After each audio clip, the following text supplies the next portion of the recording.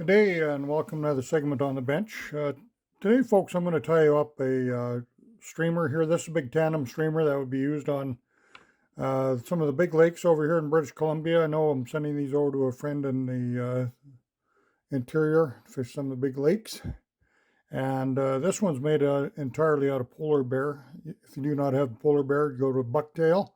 I'll try to step tie this as we go along. The materials I'll give you right at the end. Also, the recipe will be shown there for you. So here we go. It's a lot of big rainbows taking control on those flies. Here's blacks. I've got the black and white ones all ready to go. These ones I put the fish skull helmets on the front for weight, and the other ones are unweighted. So you can keep that in mind. Prepare all my hooks. I've got a 2-aught shorter shank hook here. Got a 1-aught beak on the back here facing up. This is lashed down. There's a little, I burned the ends of the monofilament right here. I'm using 30-pound mono. And 3-aught black thread to tie that down. Now I'm just going to go with some flat white mono here for the front. Start tying the fly. Turn it upside down.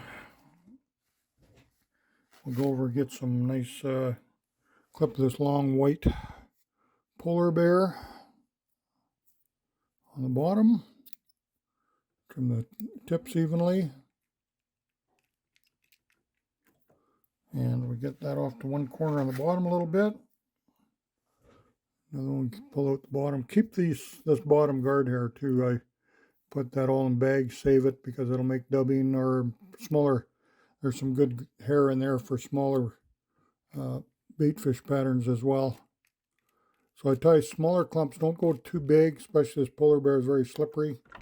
Better off to work with a couple smaller patches. I'm going to put one over the top.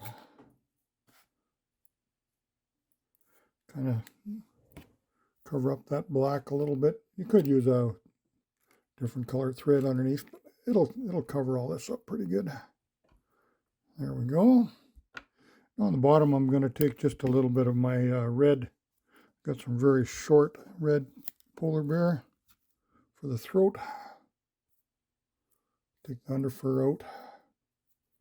That underfur makes really good throats on small flies. Some good turns.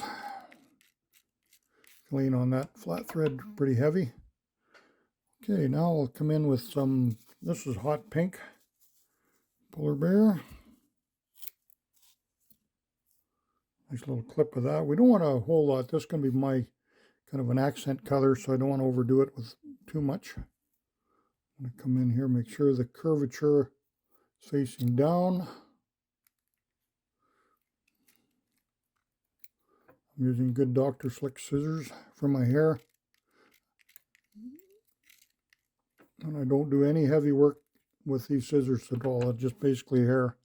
I want to keep them nice and sharp for trimming hair or whatever. Okay, and then we'll bring in some of this kind of lavender plashaboo, or light purple, whatever you want to call it. I'll just come in the middle. It's about a 6-inch long pattern here. And that kind of envelopes the hot pink, kind of tones it down, gives a really nice coloration there. Then I'll bring some black, as long as I can get. This is a little bit shorter than I like, but it's going to work.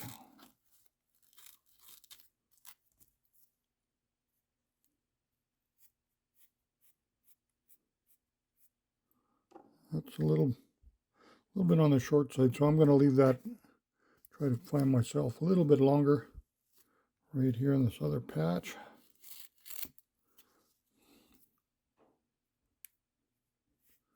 Clean that hair out in the bottom. A little clump in there. You want to make sure you get them out. Get on the top. You see this is really slippery, and then the smooth thread doesn't grab as good as the classic waxed or straight wax thread, but it lays nice and flat. I can make a nicer head with it. Give another piece. Looks like quite a chunk until I take the under fur out.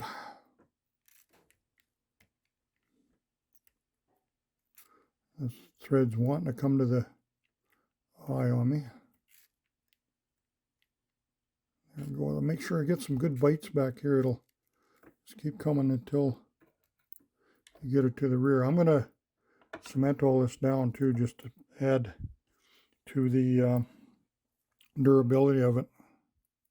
Then I've got some black holographic Flashaboo for the overwing.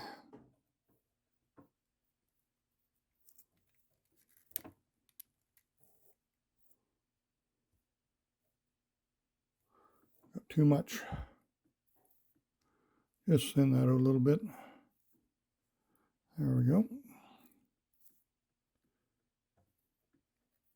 Can always overdo. That's a good point I wanted to make too, is you can always see it thinned that out. I took about half of that away, and it's better. I don't want it to overtake my pattern. I want an accent. I'll make sure I get some good turns back here on the hair. I'll come forward to the eye. Now this thread should start working its way back and build my head. You can see it's wanting to lay back now as I go. I'm not wanting to slip forward anymore. And I'll tie that off. Okay. So what I'll do there is my scissors, everything out of the way right now.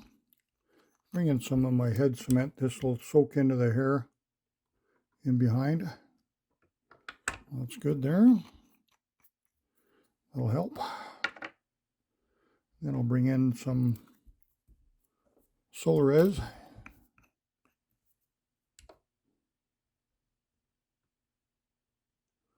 Give my head a little coat of that, light coat. Hit that with a torch.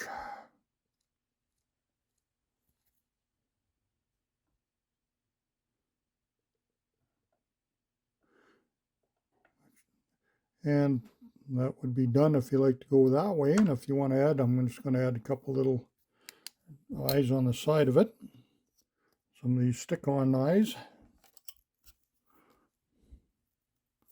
The other ones, I had the fish skulls there. They had the eyes built right into them, and I just epoxy those eyelets right in as well.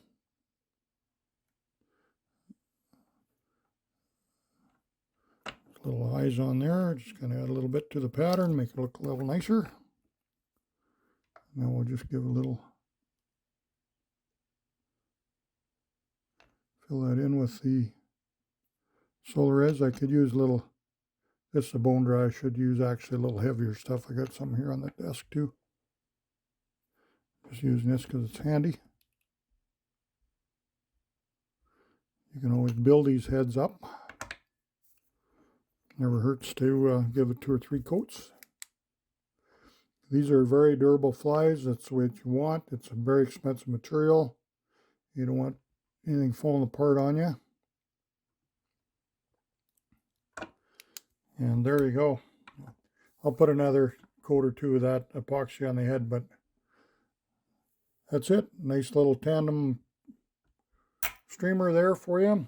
It thins right down in the water really nice when it's wet. And those trollers, they just love these big flies, and these big rainbows will eat these. So any other larger species, there you go. I thank you again for watching. We'll catch you again real soon.